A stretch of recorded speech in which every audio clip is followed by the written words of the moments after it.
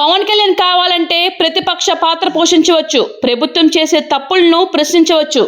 అసెంబ్లీలో హాజరయ్యే date count కోసం వైఎస్ఆర్సీపీ ఆలోచించడం లేదు. అది మాకు అప్రస్తుతం అవన్నీ కొన్ని ఛానళ్లు చెబుతున్న విషయాలు. వైఎస్ఆర్సీపీకి ప్రతిపక్షం కోరడమే మా ప్రాధాన్యం. ఈ విషయాన్ని గవర్నర్ గారి దృష్టికి తీసుకెళ్లేందుకు వచ్చామని బొత్స సత్యనారాయణ గారు శాసనమండలి విపక్ష నేత అన్నారు. మంత్రి ఆ మాటలు మాట్లాడకూడదు.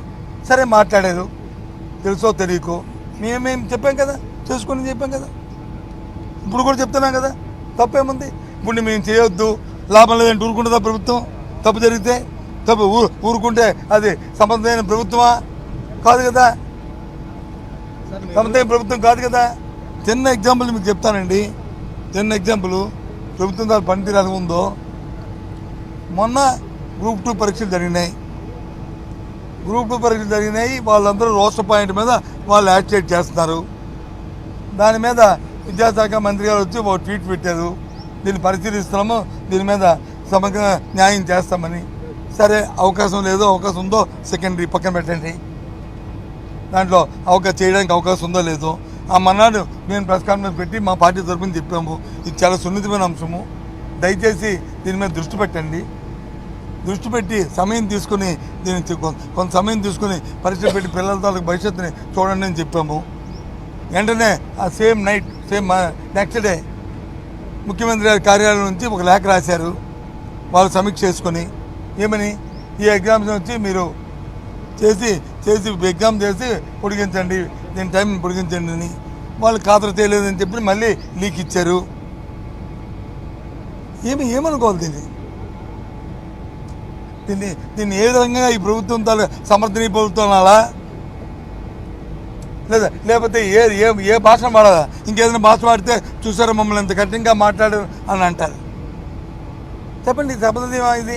అంతమంది విద్యార్థుల తాలూకు భవిష్యత్తుని మేము పరిశీలిస్తామని కాకుండా ఎందుకు లేఖ రాయాలి?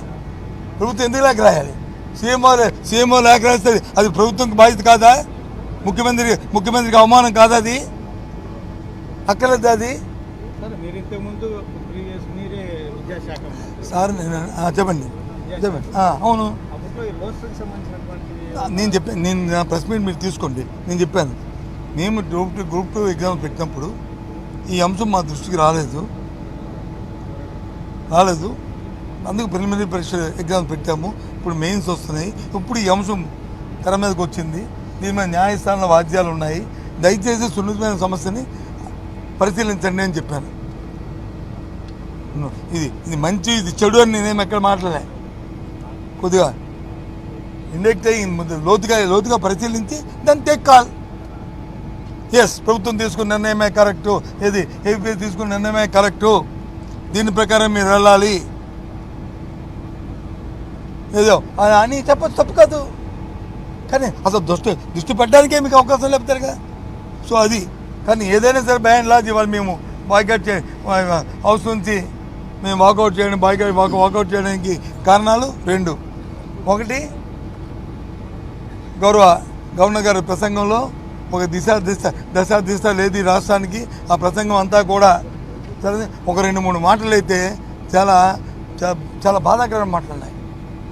అది ఆ బుక్ ఎక్కడుందో కానీ గత ప్రభుత్వం చేసిన విధ్వంసం అని చెప్పి గవర్నర్ నోట్ అని చెప్పడం. విధ్వంసం ఏంటండి?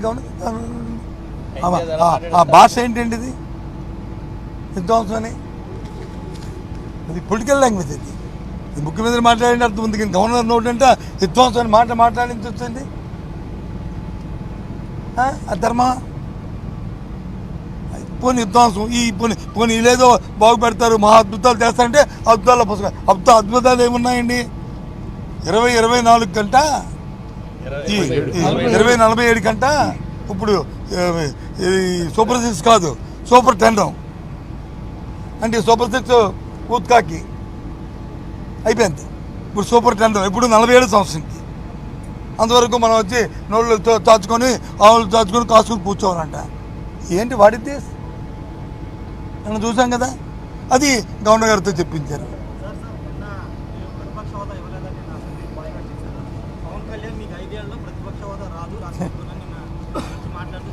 సార్ ఇక్కడ పాపం ఆయనకి రాజకీయ అవగాహన ఉండి మాట్లాడారు, లేదు ఆవేశంతో మాట్లాడారు,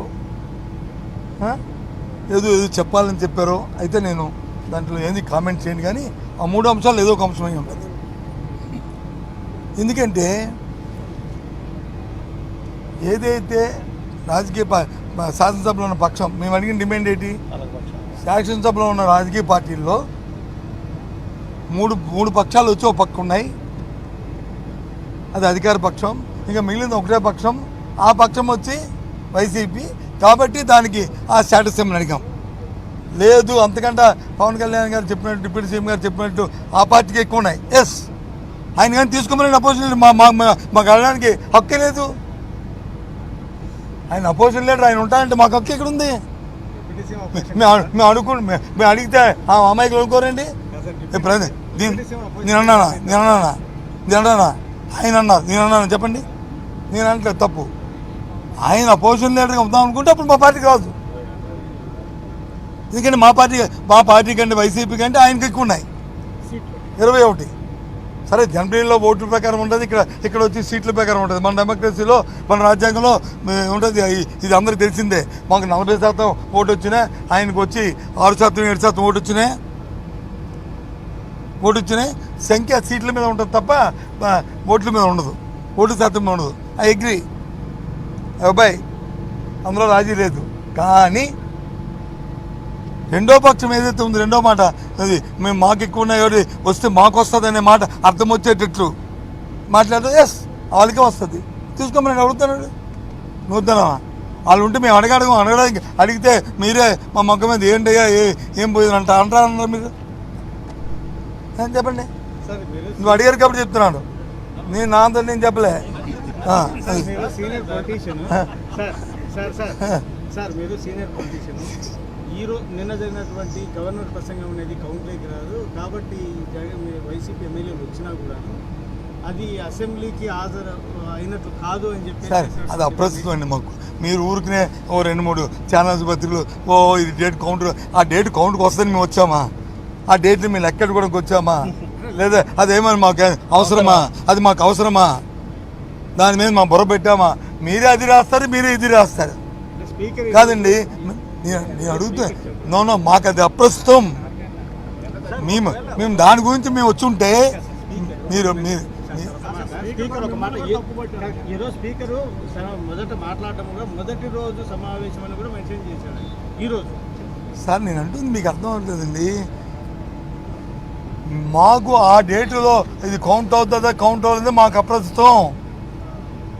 మా బుర్రలో కానీ, మా ఆలోచనలో కానీ, మా విధానంలో కానీ అది లేదు.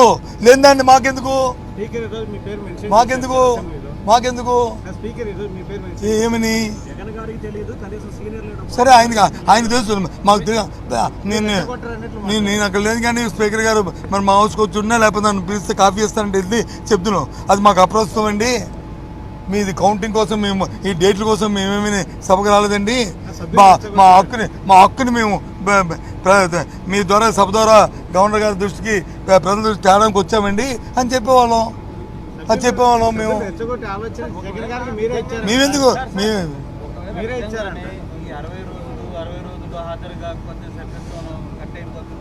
ఒకవేళ నిజంగానే మీ ఎమ్మెల్యేలు రాకుండా అదే యాంగిల్లో కానీ కట్ అయితే మీరు బై-ఎలక్షన్ పడని సిద్ధంగా ఉన్నారా? సరే, అది కాదండి, ఎంత అమాయకమైన ప్రశ్నలు వేస్తారండి. మాది రాజకీయ పార్టీ అండి. రాజకీయ పార్టీ అన్ని అంశాలకి అన్నిటికీ తయారుగా ఉంటుంది. మేమేమి సాధువులం కాదు, మేమేమి తపస్సు చేసుకోవడానికి మేము వెళ్ళి ఋషులం కాదు. మేము రాజకీయాలు ఉన్నవాళ్ళం. మేము రాజకీయాల్లో సందర్భం బట్టి, సమయాన్ని బట్టి ఈ అంశం మీద అంశాన్ని మేము తయారుగా ఉంటాం. దాని గురించి మనకు డిస్కస్ చేసుకోవడం ఎందుకు? ఓకేనా? సరే, ఇగో ఎవరైనా సరే లీడరు నాయకత్వం వహించిన వాళ్ళు రెచ్చగొడితే చంద్రబాబు నాయుడుకి వచ్చి నిన్న అది ఈ లేఖ తప్పురాదండి, ఆయన తప్పుతో పట్టించారా? చెప్పండి, ఒప్పుకుంటారా? చంద్రబాబు నాయుడు నిన్న లేఖ రాసింది సీఎంఓ, ఆయన తప్పుతో పట్టించారా? ఆయన ఆలోచన అయింది, ఆయన విధానం అయింది. ఇలాంటివన్నీ చిన్న చిన్న చీప్ క్వశ్చన్ ఇవన్నీ అవతల వాళ్ళ వ్యక్తిత్వాన్ని మనకి కించపరిచిన మాటలు ఇవన్నీ దయచేసి ఎవరికి రాకూడదు. ఎవరైనా సరే వాళ్ళ వ్యక్తిత్వాన్ని పెంచే మాటలు మాట్లాడాలి తప్ప వ్యక్తిత్వాన్ని దించే మాటలు మనం మాట్లాడాలి. ఎవరైనా నాయకత్వం వహించిన వాళ్ళకి ఒకరి సలహా ఇవ్వడం ఏంటండి? ఆ సలహా ఇస్తే నాయకుడే కాదు, నాయకత్వం ఉన్నది సెల్ఫ్ కాన్ఫిడెన్స్తో సెల్ఫ్ డెసిషన్తో ఎప్పుడూ ఉంటాయి. ఏ రాజకీయ పార్టీనే ఉండాలని నా డిమాండ్, నా కోరిక. Hi, this is Swathi. Like చేయండి, షేర్ చేయండి, కమెంట్ చేయండి అండ్ సబ్స్క్రైబ్ చేయండి GRTV. Hi, this is Monica. Please like, share and subscribe GRTV.